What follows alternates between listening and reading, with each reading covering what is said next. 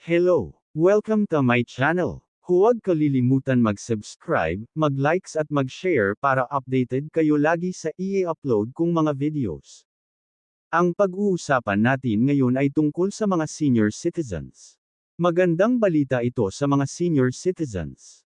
Simula ika-25 ng Marso taong 2024 sa Lunes na, ang mga senior citizen at persons with disabilities ay malapit nang magtamasa ng mas mataas na special discount kapag bumibili ng mga pangunahing pangangailangan at pangunahing bilihin bawat linggo.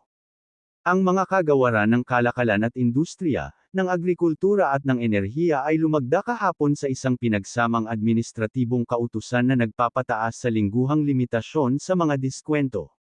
Sa ilalim ng kautusan, ang espesyal na diskwento sa mga pagbili ng BNPC ay itinaas sa 125 pesos kada linggo mula sa 65 pesos kada linggo, dati.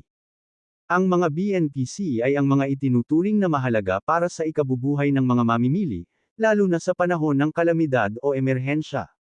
Sinabi ni Trade Secretary Alfredo Pascual na ang espesyal na diskwento ay para sa kanilang eksklusibong paggamit ng mga senior citizen at PWD at walang carryover ng hindi nagamit na halaga.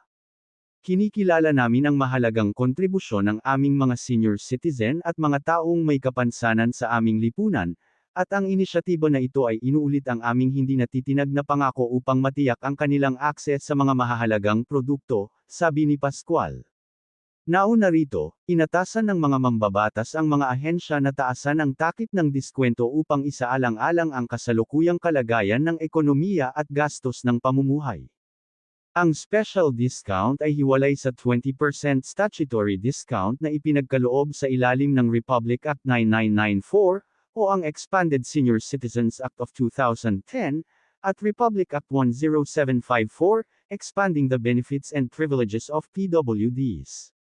Ang pinakabagong utos, na inaasahang magkakabisa sa ika-25 ng Marso taong 2024 at susuriin tuwing 5 taon, ay inuulit din ang karapatan ng mga senior citizen at PWD na bumili ng kanilang mga pangunahing produkto sa pamamagitan ng isang kinatawan.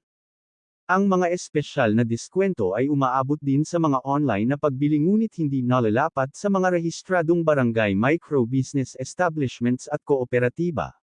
Samantala, nagpahayag naman ng suporta ang mga kaalyado ni Pangulong Marcos sa House of Representatives sa panukalang magbibigay ng oportunidad sa trabaho para sa mga senior citizen na maaaring nag-avail ng kanilang sarili sa pagreretiro, ngunit malakas pa rin ang pangangatawan para magtrabaho. Sina Representative Fidel Nograles ng ika-4 na distrito ng lalawigan ng Rizal at Jude Asedre ng Party List Tingog ay pinuri ang hakbang ng House Ways and Means Committee na aprubahan ang isang hindi pa mabilang na panukalang batas na nagtitiyak ng trabaho para sa mga matatanda.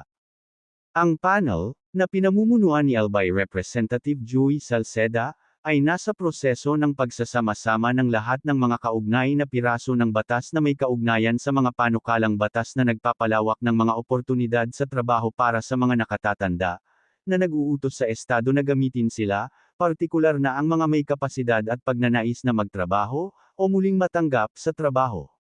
Ang Employment Opportunities for Senior Citizens and Private Entities Incentives Act ay isang marangal na panukala na tutulong na matiyak ang pagsasama ng mga matatanda, ani Nograles, Chairman ng House Committee on Labor and Employment. Hanggang dito na lang ang video na ito. Thank you for watching.